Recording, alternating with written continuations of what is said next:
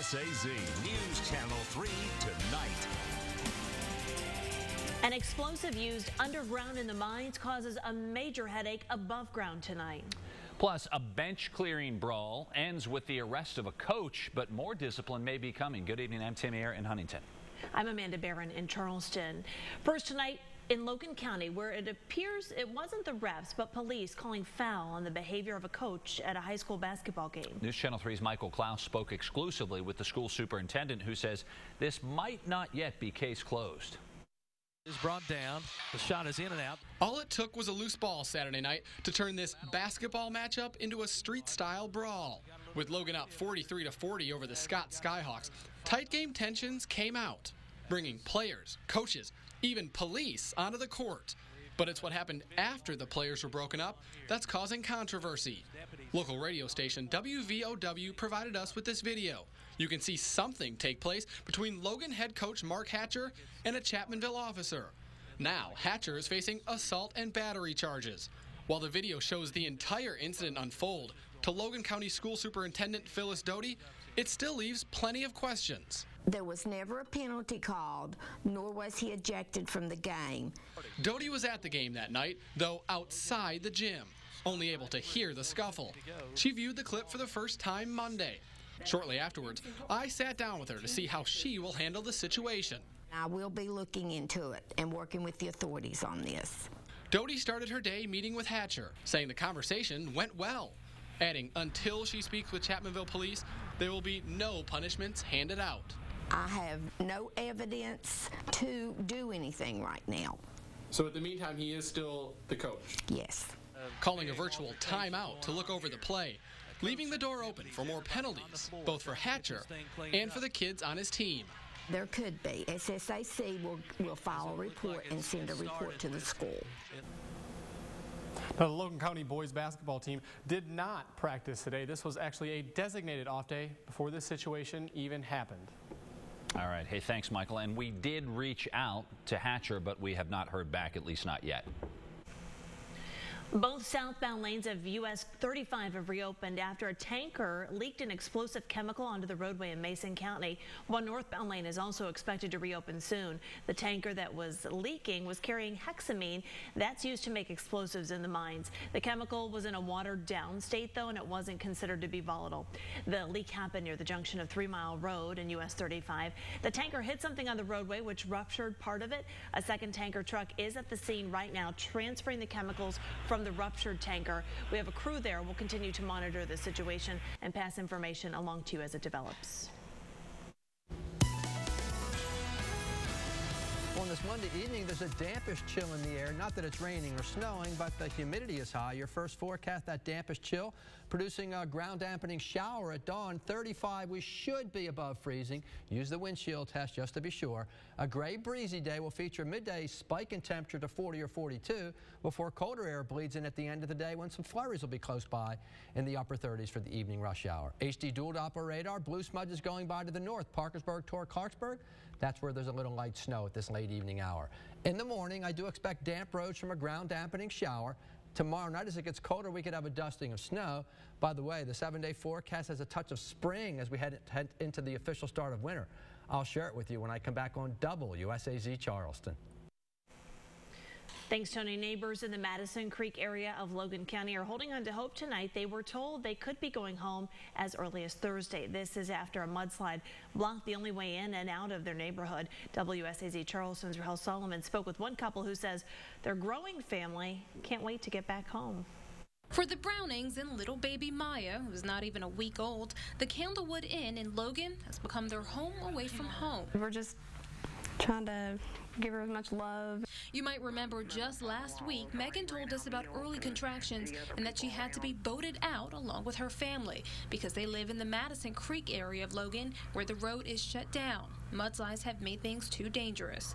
Early estimates suggested it might be a month before families were allowed back in. It would be a relief, you know, just having her in her home and feeling safe. State crews now say that relief may be right around the corner. DOH officials released these pictures today and say they're working around the clock with the hopes of reopening the area Thursday.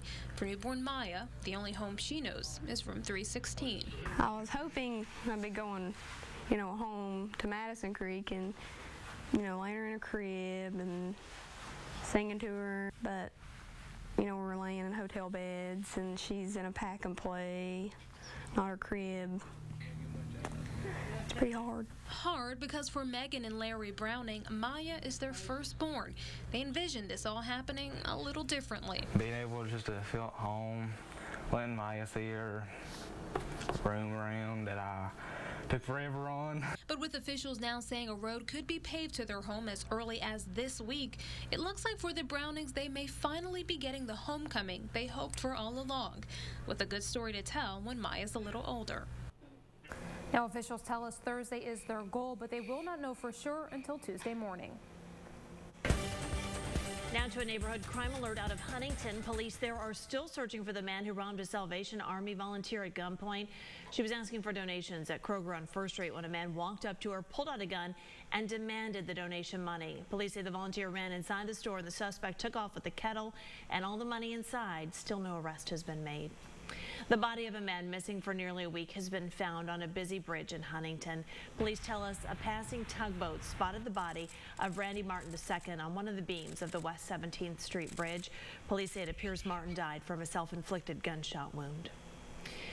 The capital city is getting ready to receive the first disbursement from its new sales tax. City Council created the fund for the deposits at the meeting tonight. The first disbursement of the revenue from the 0.5 sales tax won't happen until mid to late February for the revenue received in October, November, and December. Now the fund goes towards the renovations at the Civic Center.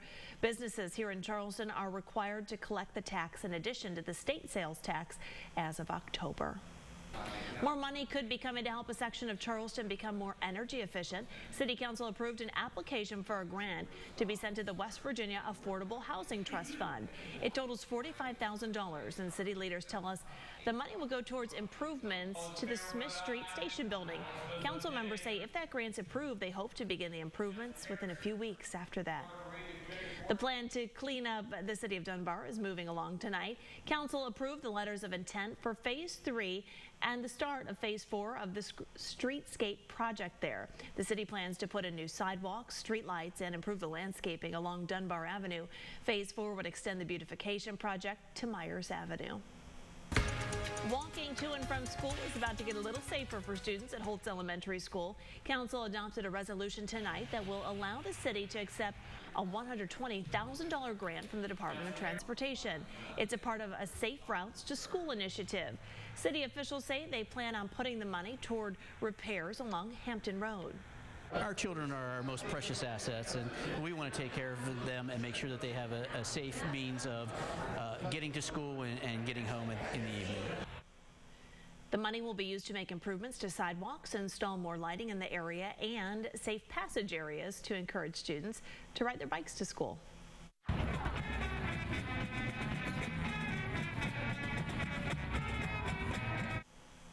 Lots of fun times tonight at the Nitro Christmas Parade. Now, this was the parade that was postponed. It had to be moved from Saturday to tonight because of the weather, but it didn't matter tonight. Great weather, and folks took part in the Christmas-themed floats. Rudolph and Frosty were there. The big man in red was also there, Santa Claus. The marching bands tweaked their set list with a few Christmas staples, and the Nitro Drum Corps even let their beards grow out in honor of old Saint Nick. Now to a story that means more money for you, potentially. We have new information about that lottery jackpot that continues to grow. The Mega Millions jackpot is now at $586 million. State officials say there is a chance it could go up before tomorrow's drawing. That's because the bigger the jackpot, the more people want in. Lottery officials say if nobody wins the jackpot, it could hit $1 billion by Christmas. Still ahead for you here at 11, putting the pieces together. Investigators have released new information about what that teenage gunman in Colorado was studying before he went into the school armed. And from horsepower to girl power, General Motors makes some major announcements, both signs of the times. And the chill across the Kanawha Valley the rest of the week will be just plain. In fact, there's a sign of some spring weather end of the week. We'll talk about it with my updated 7-day when I return on WSAZ Charleston. WSAZ News Channel 3, Charleston, with Amanda Barron, Tim Eyre, and meteorologist Tony Cavalier.